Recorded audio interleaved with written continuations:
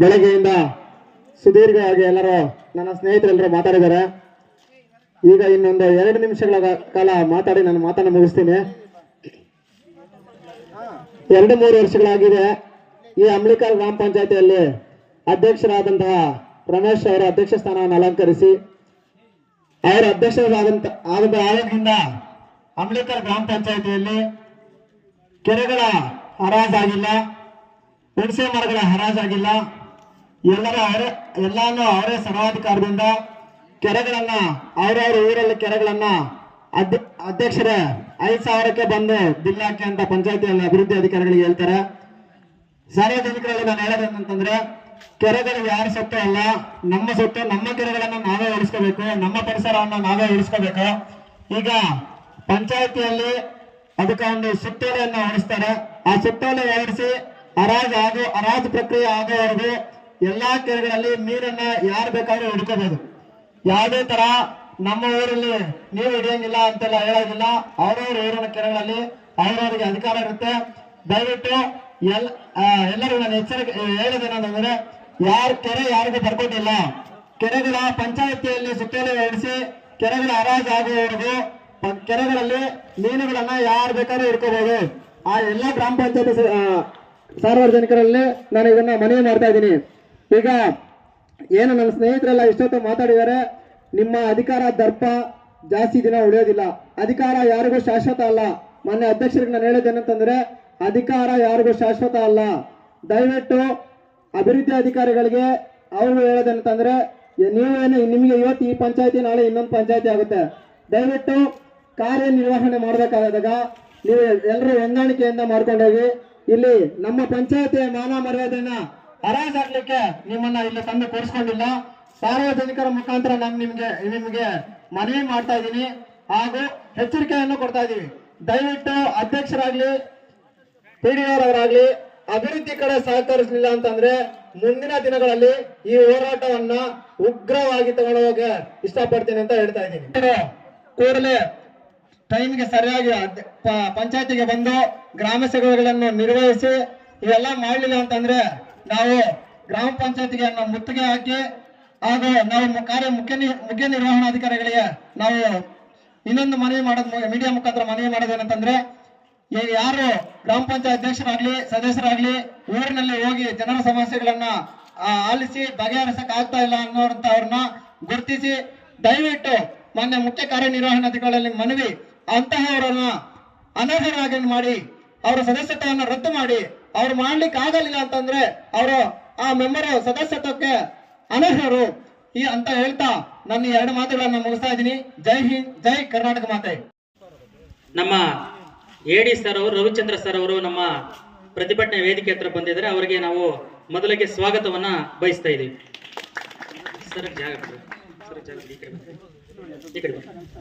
ಅದೇ ರೀತಿಯಾಗಿ ಪಂಚಾಯತಿ ಎದುರು ಪ್ರತಿಭಟನೆ ನಡೆಸ್ತಾ ಇರುವಾಗ ಜನರ ಸಮಸ್ಯೆಗಳನ್ನ ಸ್ವೀಕಾರ ಮಾಡಲಿಕ್ಕೆ ಅಭಿವೃದ್ಧಿ ಅಧಿಕಾರಿಗಳಾದಂಥ ತುಳಸಿರಾಮ್ ಶೆಟ್ಟಿ ಸರ್ ಅವರು ಬಂದಿದ್ದಾರೆ. ಅವ್ರಿಗೂ ನಾನು ಸ್ವಾಗತವನ್ನು ಬಯಸ್ತಾ ಇದ್ದೀನಿ.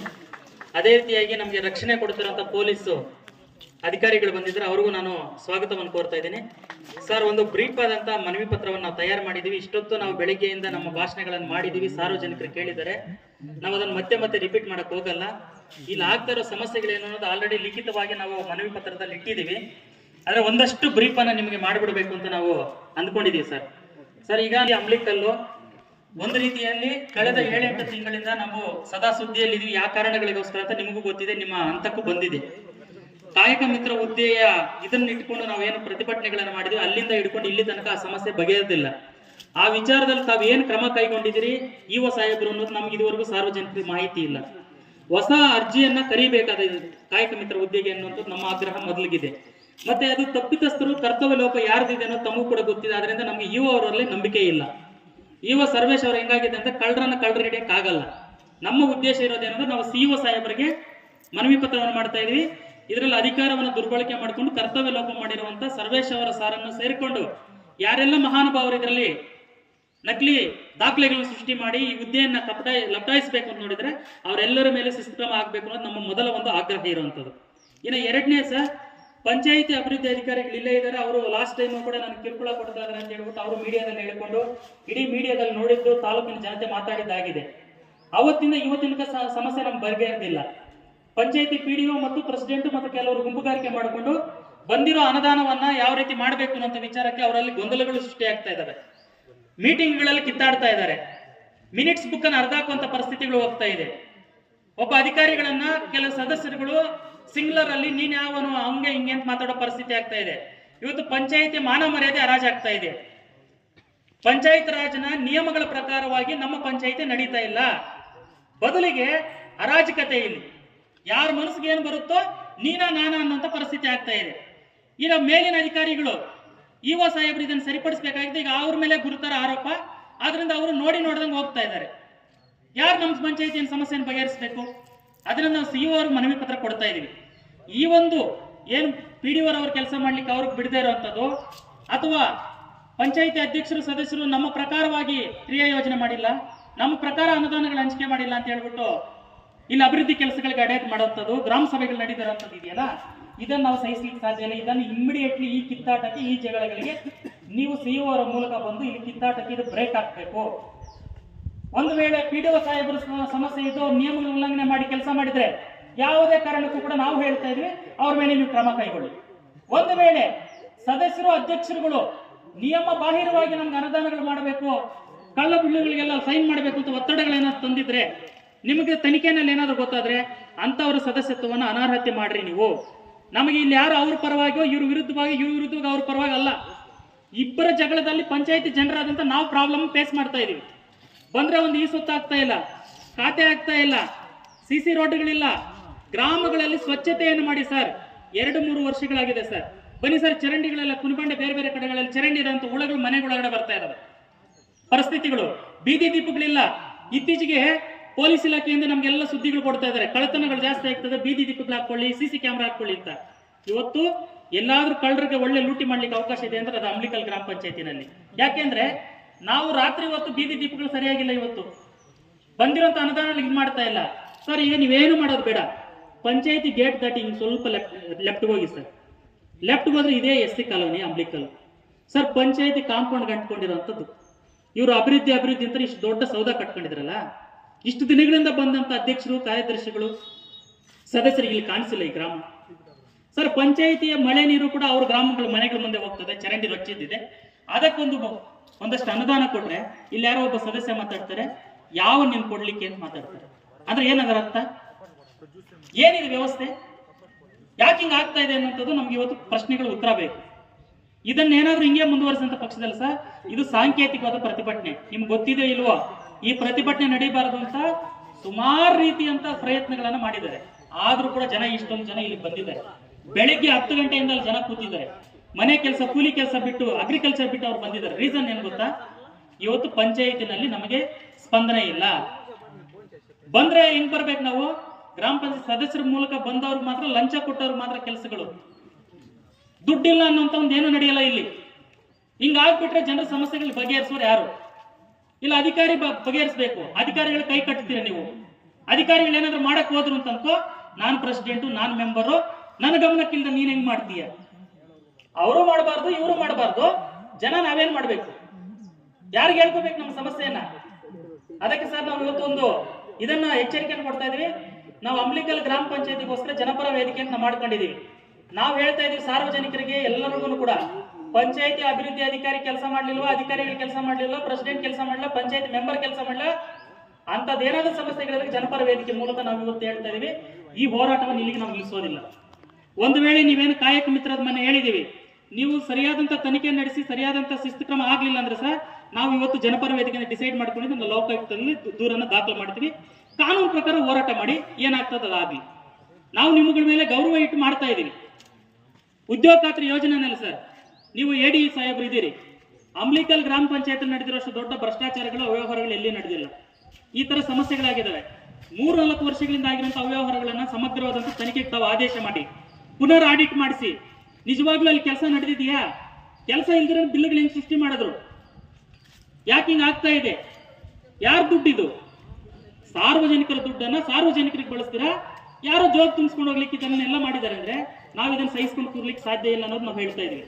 ಇನ್ನು ಮುಂದಿಂದು ಸರ್, ಈಗ ನಮ್ಮ ಪಂಚಾಯತಿನಲ್ಲಿ ಎಲ್ಲ ಬಡವರಿದ್ದೀವಿ ಸರ್, ಮನೆಗಳು ಕಟ್ಕೊಳ್ಳಿಕ್ ಮನೆ ಇಲ್ಲ. ಅವಿಭಕ್ತ ಕುಟುಂಬಗಳಿರ್ತಾರೆ, ಅಣ್ಣ ತಮ್ಮಂದಿರು ಇರ್ತಾರೆ, ಭಾಗಗಳಾಗ್ತಾರೆ. ಅವನು ಮನೆ ಭಾಗ ಹೋಗ್ಬೇಕು ಅಂದ್ರೆ ಅವ್ನ ಮನೆ ಬೀಳಿಸ್ಬಿಟ್ಟು ಮನೆ ಕಟ್ಟಬೇಕು ಅದೇ ಜಾಗದಲ್ಲಿ, ಹೊರತು ಹೊಸ ಜಾಗ ಅವನಿಗಿಲ್ಲ. ಅಲ್ಲಿ ಕೂಡ ಸಂದುಗೊಂದಿಗಳು, ಅದು ಖಾತೆಗಳ ಸಮಸ್ಯೆಗಳಿದಾವೆ. ಅದರಿಂದ ನಮಗೆ ನವಗ್ರಾಮಗಳನ್ನ ರಚನೆ ಮಾಡಬೇಕು ಅಂತ ನಾವು ಆಗ್ರಹ ಮಾಡ್ತಾ ಇದೀವಿ. ಪಂಚಾಯತಿನಲ್ಲಿ ಸರ್ಕಾರಿ ಭೂಮಿಗಳು ಜಾಸ್ತಿ ಇದ್ದಾವೆ. ಆ ಸರ್ಕಾರಿ ಭೂಮಿಗಳನ್ನ ಸರ್ವೆ ಮಾಡಿ ನಿವೇಶನ ರಹಿತರ ಅರ್ಜಿಗಳನ್ನ ಸ್ವೀಕಾರ ಮಾಡ್ಲಿಕ್ಕೆ ಪಂಚಾಯತಿಯಿಂದ ಒಂದು ತರ ಹೊರಡಿಸ್ರಿ. ಹಳ್ಳಿಗೂ ಕೂಡ ಒಂದು ಪ್ರಚಾರ ಮಾಡ್ರಿ. ಮಾಡೋದ್ರ ಮೂಲಕ ಯಾರು ನಿವೇಶನ ರಹಿತರಿದ್ರೆ ಅವ್ರ ಅರ್ಜಿಗಳನ್ನ ತಗೊಂಡು ನವಗ್ರಾಮಗಳ ನಿರ್ಮಾಣ ಮಾಡಿ ಎಲ್ಲಾ ಬಡವರಿಗೂ ನಿವೇಶನ ರಹಿತರಿಗೆ ನಿವೇಶನ ಕೊಡಬೇಕು ಅನ್ನೋದು ನಮ್ಮ ಮೊದಲ ಆಗ್ರಹ ಇರೋದು.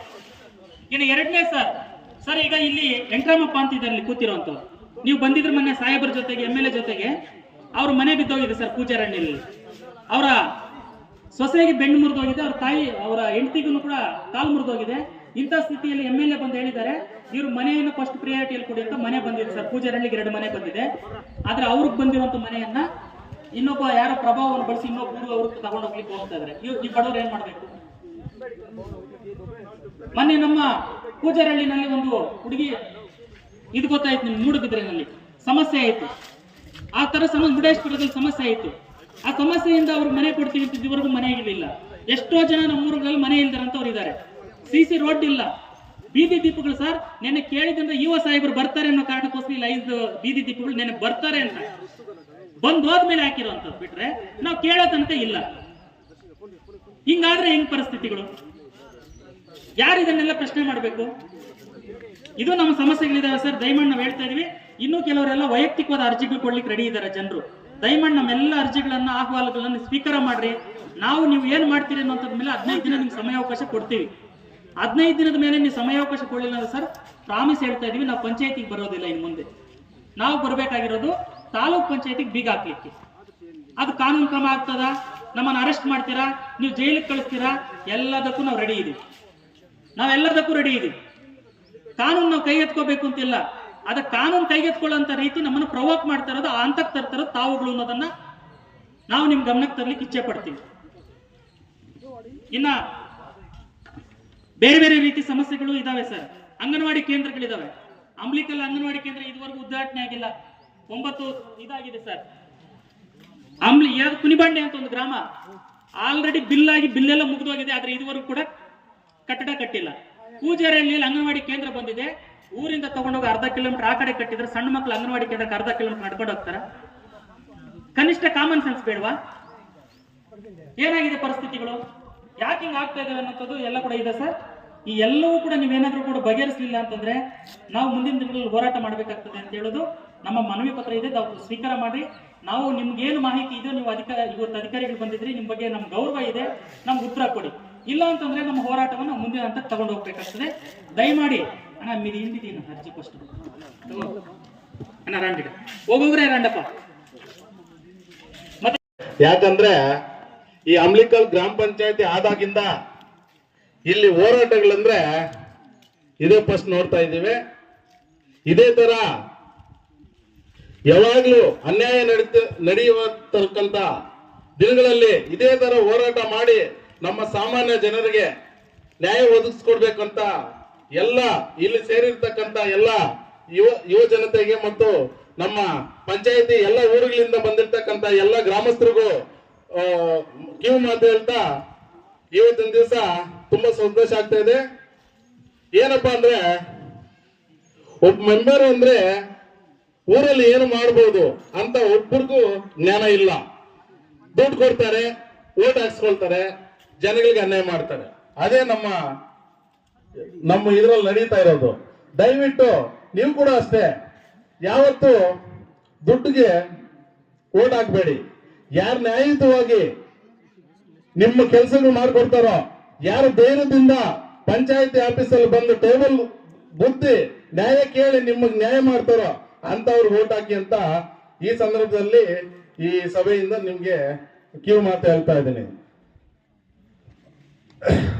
ಮನೆಯೇ ಇವತ್ತು ನಮ್ಮೂರ ಅಧ್ಯಕ್ಷರು ನಮ್ಮೂರವರು ಅಂತ ಹೇಳ್ಕೊಳಕ್ ನಮ್ಗೆ ನಾಚಿಕೆ ಆಗ್ತಾ ಇದೆ. ಯಾಕಂದ್ರೆ ಈ ಪಂಚಾಯತಿ ಅವಾರ್ಡ್ ಪಡೆದಿರ್ತಕ್ಕಂಥ ಪಂಚಾಯತಿ ಅಂಬ್ಲಿಕಲ್ ಪಂಚಾಯತಿ ಅಂದ್ರೆ ಇಡೀ ಸೆಂಟ್ರಲ್ ವರ್ಗೂ ನಮ್ಮ ಪಂಚಾಯತಿ ಹೆಸರಿದೆ. ಆ ಪಂಚಾಯತಿ ಹೆಸರನ್ನ ಇವಾಗ ಬೀದಿ ಪಾಲ್ ಮಾಡ್ತಾ ಇದ್ದಾರೆ. ಎಲ್ಲಿ ನೋಡಿದ್ರು ಎಲ್ಲಿ ಯಾವ ಯೂಟ್ಯೂಬ್ ಆದ್ರೂ ನೋಡಿ, ಯಾವ ಸೋಷಿಯಲ್ ಮೀಡಿಯಾ ಆದ್ರೂ ನೋಡಿ, ಅಮ್ಲಿಕಲ್ ಗ್ರಾಮ ಪಂಚಾಯತಿಯಲ್ಲಿ PDOಗೆ ಅಧ್ಯಕ್ಷರಿಗೆ ಸದಸ್ಯರಿಗೆ ಹೊಂದಾಣಿಕೆ ಇಲ್ಲ. ಇದೇ ಪರಿಸ್ಥಿತಿ ಆಗ್ತಾ ಇದೆ. ಹೆಂಗೆ ಅವಾರ್ಡ್ ಬಂತೋ ಅಷ್ಟು ಬೀದಿ ಪಾಲು ಅವಮಾನ ಮಾಡ್ತಾ ಇದ್ದಾರೆ ನಮ್ಮ ಅಮ್ಲಿಕಲ್ ಪಂಚಾಯತಿ. ನಮ್ಮ ಅಮ್ಲಿಕಲ್ ಪಂಚಾಯತಿ ಅಂದ್ರೆ ಒಂದು ಹೆಸರಿದೆ. ಆ ಹೆಸರನ್ನ ಈ ಪುಣ್ಯಾತ್ಮರು ಬಂದು ಮಾನ ಹರಾಜು ಮಾಡ್ತಾ ಇದ್ದಾರೆ, ನಮ್ಮ ಪಂಚಾಯತಿ ಮಾನ. ದಯವಿಟ್ಟು ನೀವು ಎಚ್ಚೆತ್ಕೊಳ್ಬೇಕು. ಯಾರಿಗೂ ಓಟ್ ಹಾಕಿದ್ರೆ ನಮಗೆ ಊರುಗಳಲ್ಲಿ, ಇವಾಗ ನಮ್ಮ ಪಂಚಾಯತಿಯಲ್ಲಿ ಎಲ್ಲಾ ಊರುಗಳವರು ಬಂದಿದ್ದಾರೆ, ದಯವಿಟ್ಟು ಅರ್ಥ ಮಾಡ್ಕೊಳ್ಳಿ. ಅವರ ವ್ಯಕ್ತಿಗತವನ್ನು ನೋಡಿ ಯಾರಿಗೂ ಓಟ್ ಹಾಕಿದ್ರೆ, ಇವಾಗ ಇಷ್ಟು 3 ಜನ 2 ನಿಂತಿರ್ತಾರೆ, ಅವರಲ್ಲಿ ನಮಗೆ ಯಾರು ಒಳ್ಳೆತನ ಮಾಡ್ತಾರೆ, ಒಳ್ಳೇದನ್ನ ಮಾಡ್ತಾರೆ, ಅವ್ರನ್ನ ಆಯ್ಕೆ ಮಾಡ್ಕೊಳ್ಳಿ. ಯಾವತ್ತು ಆ ಟೈಮಲ್ಲಿ ಎಂಡ ನೋಟು ಈ ಚಿಕನ್ನು ಹಂಚ್ಬಿಟ್ಟು ಓಟ್ ಹಾಕ್ಸ್ಕೊಂಡ್ಬಿಡ್ತಾರೆ. ಓಟ್ ಹಾಕ್ಸ್ಕೊಂಡ್ ಬಂದು ಈ ಪಂಚಾಯತ್ ಆಫೀಸ್ ಅಲ್ಲಿ ಟೇಬಲ್ ತೊಟ್ಟೋದ್ ಬಿಟ್ಟು ಜೋಬ್ ತೊಡ್ತಾರೆ. ನನ್ ಜೋಬ್ ಖಾಲಿ ಇದೆ, ದಯವಿಟ್ಟು ನನ್ನ ಜೋಬ್ ಸ್ವಲ್ಪ ಹಣ ತುಂಬಿಸಿ, ನೀವೇನಾದ್ರೂ ಮಾಡ್ಕೊಳ್ಳಿ. ಅಲ್ಲಿ ಓಟ್ ಹಾಕಿರೋರು ನೀವೇನಾಗ್ಬೇಕು, ಸಾರ್ವಜನಿಕರು ಮನೇಲಿ ಕುತ್ಕೊಂಡಿರ್ಬೇಕು. ಈ ವ್ಯವಸ್ಥೆ ಆ ತರ ಆಗಿದೆ. ದಯವಿಟ್ಟು ಇದೆಲ್ಲ ಕಲಿಸ್ಬೇಕು ನೀವು. ನೆಕ್ಸ್ಟ್ ಮುಂದಿನ ಚುನಾವಣೆಯಲ್ಲಿ ಇಂಥವ್ರಿಗೆಲ್ಲ ಪಾಠ ಕಲಿಸ್ಬೇಕು. ದಯವಿಟ್ಟು ನಿಮ್ಮ ಮೈಂಡ್ ಅಲ್ಲಿ ಇಟ್ಕೊಳ್ಳಿ. ನಮ್ಮೂರಲ್ಲಿ 2 ಮೆಂಬರ್ಗಳಿದ್ದಾರೆ, ಪಾಪ ಚಲಪತಿ ಅಷ್ಟೋ ಇಷ್ಟೋ ಕೆಲಸ ಮಾಡ್ತಾ ಇದ್ದಾರೆ. ಅವ್ರ ಅಧ್ಯಕ್ಷರಾಗಿದ್ದಾಗ ಇವರು ಏನು ಇದು ಮಾಡ್ತಾ ಇರ್ಲಿಲ್ಲ. ಇವಾಗ ಇವರು ಅಧ್ಯಕ್ಷರಾಗಿದ್ದಾರೆ, ಅವ್ರು ಕೆಲಸ ಮಾಡಿದ್ರು ಕೂಡ ಅವ್ರ ಹತ್ರ ಕಮಿಷನ್ ಕೊಟ್ರೆ ಸಿಗ್ನೇಚರ್ ಮಾಡ್ತೀನಪ್ಪ.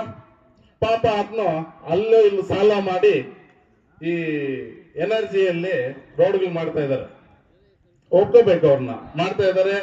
ಕೆಲವ್ರಿಗೆ ಎನರ್ಜಿ ಇದರಲ್ಲಿ ಅಕೌಂಟ್ಗೆ ಹೋಗುತ್ತೆ, ಪಾಪ ಕೆಲವರು ಅಮೌಂಟ್ ಎತ್ಕೊಡಲ್ಲ, ಬಡ್ಡಿಗೆ ಸಾಲ ತಗೊಂಡು ಬಂದು ಎಲ್ಲ ರೋಡ್ಗಳು ಮಾಡ್ತಾ ಇದಾರೆ. ಇವ್ರು ಏನಪ್ಪಾ ಅಂದ್ರೆ ಬರೀ ನಂದು 2 ಕೆಲಸ, ಏನೋ ಬೀದಿ ದೀಪ ಲೈಟ್ಗಳು ಹಾಕ್ಸ್ತೀನಿ, ಚರಂಡಿ ಕ್ಲೀನ್ ಮಾಡಿಸ್ತೀನಿ. ಯಾಕಂದ್ರೆ ಅದಕ್ಕೆ ಹಣ ಹಾಕೋಷ್ಟಿಲ್ಲ. ನಮ್ಮ ಅಧ್ಯಕ್ಷರು ಇಲ್ಲಿಗಿರ್ತಕ್ಕಂಥ ರಮೇಶ್ ಅಧ್ಯಕ್ಷರು ಅವ್ರದ್ದು 2 ಕೆಲಸ.